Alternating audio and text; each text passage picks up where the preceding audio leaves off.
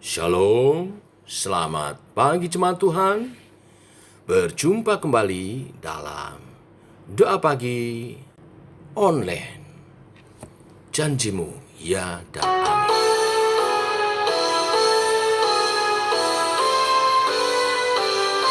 Aku percaya janjimu ya dan amin. Kasihmu setia di dalam hidupku. Aku percaya anugerahmu besar, lebih dari semua yang dapat ku pinta.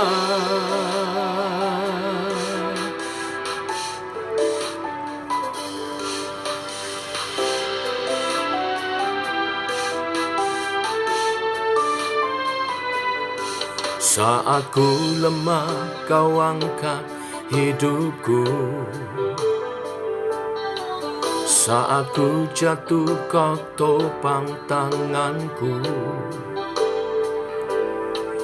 Kau penolongku yang setia, ku percaya padamu. Juru selamatku, tempat pengharapanku. Aku percaya janjimu ya dan amin. Kasihmu setia di dalam hidupku. Aku percaya anugerahmu besar, lebih dari semua yang dapat ku pinta.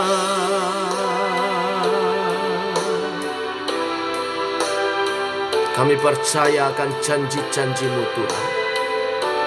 Sebab janjimu berdasarkan firman-Mu, dan firman-Mu adalah ya dan amin. Kami percaya akan firman-Mu yang mendasari janji-janjimu itu.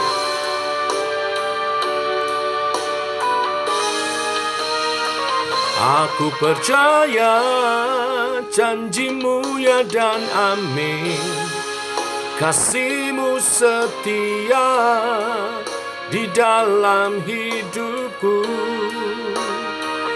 Aku percaya anugerahmu besar, lebih dari semua. Aku percaya janjimu ya dan amin.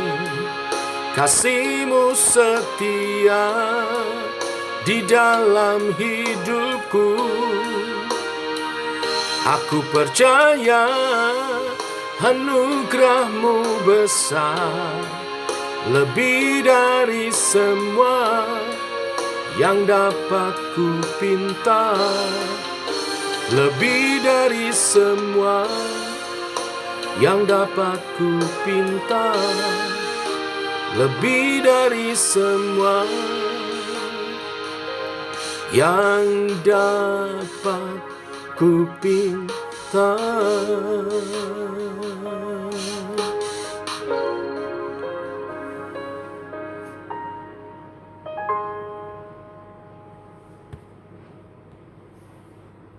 Tiba waktunya untuk kami merenungkan firman-Mu. Berfirman Tuhan, kami anak-anak-Mu rindu mendengarnya. Dalam nama Tuhan Yesus Kristus. Amin. Bapak Ibu, kita lanjutkan renungan firman Tuhan pada pagi siang hari ini. Yehezkiel pasal 17. Ada 24 ayat, kita baca keseluruhannya. Demikian firman Tuhan.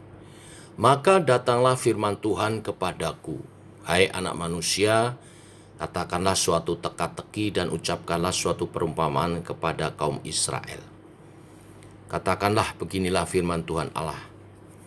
Seekor burung raja wali yang besar dengan sayapnya yang besar dan panjang, penuh dengan bulu yang berwarna-warna, datang ke gunung Libanon, dan ia mengambil puncak pohon aras.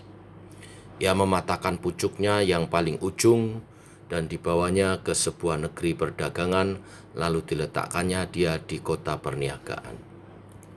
Ia mengambil sebuah dari taruk-taruk tanah itu dan menanamnya di ladang yang sudah sedia ditaburi.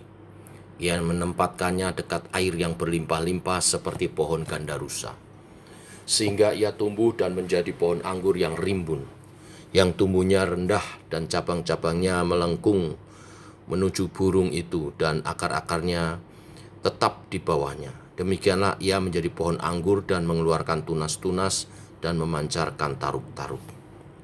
Dalam pada itu ada juga burung rajawali besar yang lain dengan sayapnya yang besar dan bulu yang lebat, dan sungguh pohon anggur ini mengarahkan akar-akarnya ke burung itu, dan cabang-cabangnya dijulurkannya kepadanya, supaya burung itu mengairi dia lebih baik dari bedeng di mana ia ditanam.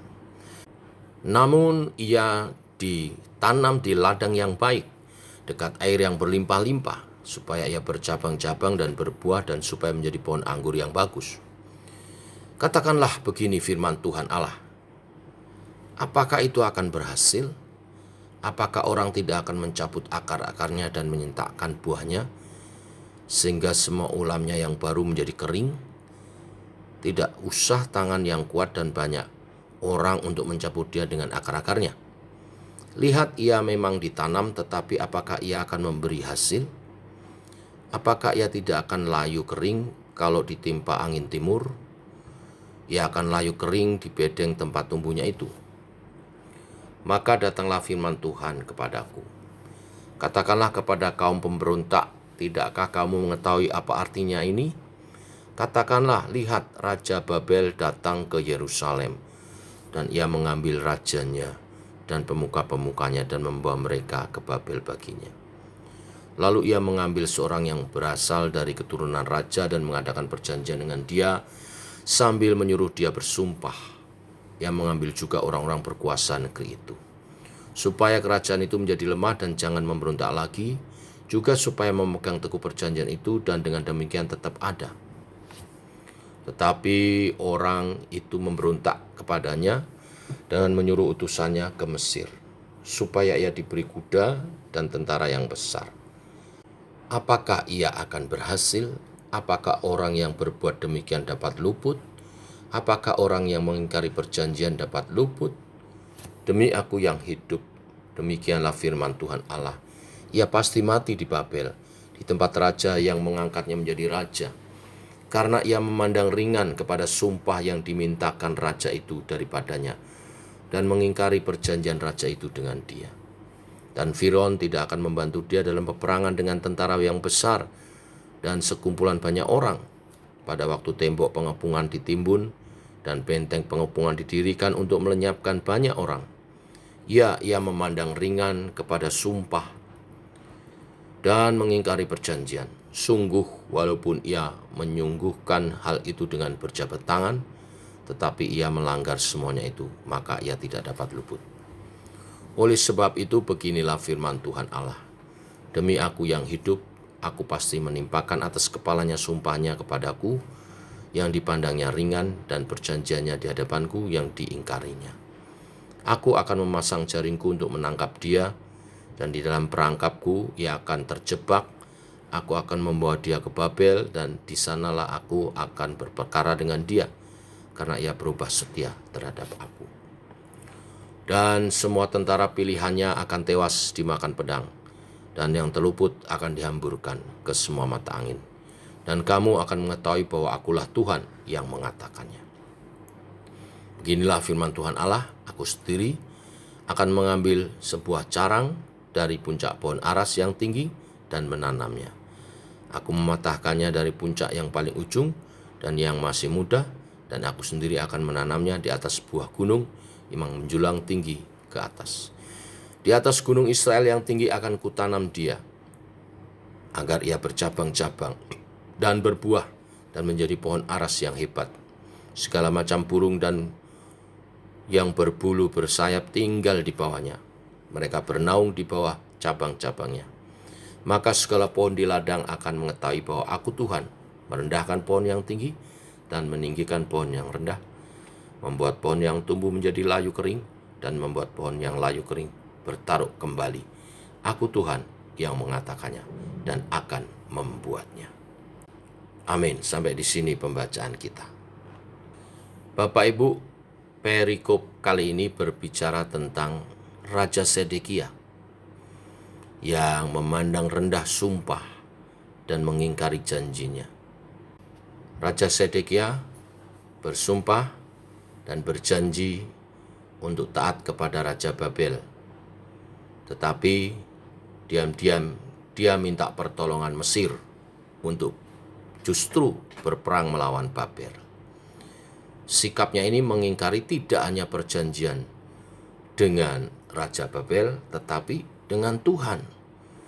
Karena Israel, Yehuda diizinkan, dikalahkan, dan dikuasai oleh Babel karena hukuman dari Tuhan.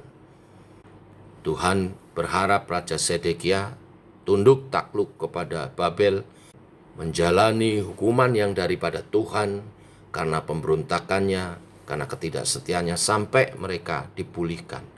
Bukan berusaha untuk melawan Babel dengan mencari pertolongan dari Mesir, bangsa yang tidak mengenal Tuhan itu. Kata mengingkari janji ditulis sebanyak 3 kali di perikop ini. Sedang kata yang bermakna sama yaitu memandang ringan sumpah ditulis sebanyak 2 kali. Sedekia tidak setia, memberontak, mencari pertolongan kepada Mesir. Nabi Yehezkiel diminta menyampaikan bahwa atas ketidaksetiaan Sedekia memimpin Israel tunduk kepada Babel, justru membuat Sedekia akan ditawan, dibawa ke Babel, bahkan mati di Babel. Dan sebaliknya Raja Mesir tidak akan datang membantunya. Karena Sedekia memandang ringan sumpah dan mengingkari perjanjiannya. Ia bahkan berani melanggar semua sumpah dan perjanjian yang dia lakukan dengan berjabat tangan dengan pihak Babel. Sekali lagi, bukan Tuhan membela Babel, bukan. Tetapi Israel, Yehuda diizinkan dikalahkan Babel sebagai hukuman dari ketidaktaatan mereka kepada Tuhan. Dari ketidaktaatan dan pemberontakan mereka menyembah ilah-ilah yang membuat Tuhan meninggalkan mereka dan mengizinkan ditawan oleh Raja Babel. Kesetiaan adalah tema penting dalam kitab Yehezkiel. Melalui pembacaan kitab hari ini, kita diingatkan akan kasih setia Tuhan yang pertama, bahwa Tuhan selalu memegang janjinya dan akan berkenan kembali berperkara kepada umatnya yang setia. Tentu yang diharapkan Tuhan, dengan dikalahkan oleh Babel, mereka berseru kepada Tuhan, mohon ampun dan bertobat. Bukan mencari kekuatan di luar Tuhan dengan minta pertolongan bangsa Mesir, bangsa yang tidak mengenal Tuhan. Bukan berjalan dengan pemikirannya sendiri, tetapi mestinya berbalik kepada Allah. Dalam perjanjian baru perihal mengingkari perjanjian dapat kita baca dalam kisah Ananias dan Safira, ya, di Kisah Para Rasul 5 ayat 1-11. Mereka telah berjanji mempersembahkan hasil penjualan tanahnya, namun kemudian mengingkari janji yang dibuatnya. Dan Allah menghukum mereka pada saat itu juga. Padahal jika saja mereka tidak berjanji, maka mereka tidak mungkin dihukum oleh Allah. Dengan kata lain, mereka bukan dihukum karena pemberiannya yang sedikit, bukan.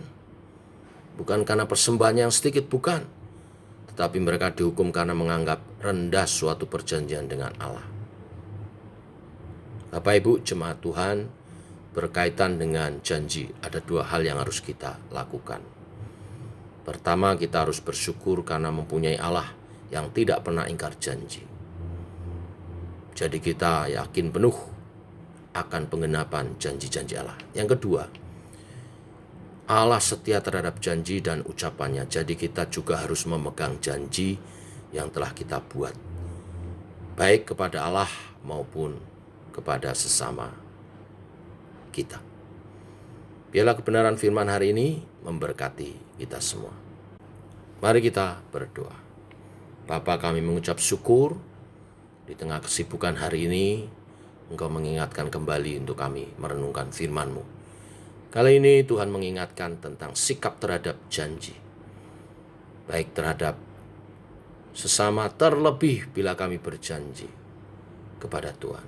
Biarlah kami belajar seperti Allah yang setia, demikian sifat dan karakter anak-anak Allah, anak-anak Tuhan juga setia dengan janji dan perkataannya. Berkati umat-Mu supaya dapat menggenapi janjinya dan dengar doa mereka. Berkati usaha pekerjaan dari umat Tuhan sepanjang hari ini yang mereka usahakan. Berkati rumah tangga dalam kesejahteraan yang diikat dalam janji suci dalam pernikahan yang diberkati. Berkati anak-anak kami, keturunan kami semuanya. Terima kasih Tuhan. Ini doa dan renungan firman kami. Pimpinlah Roh Kudus menggenapinya. Dalam nama Yesus kami berdoa. Amin. Demikian saudara doa kita. Selamat siang, Tuhan memberkati. Shalom.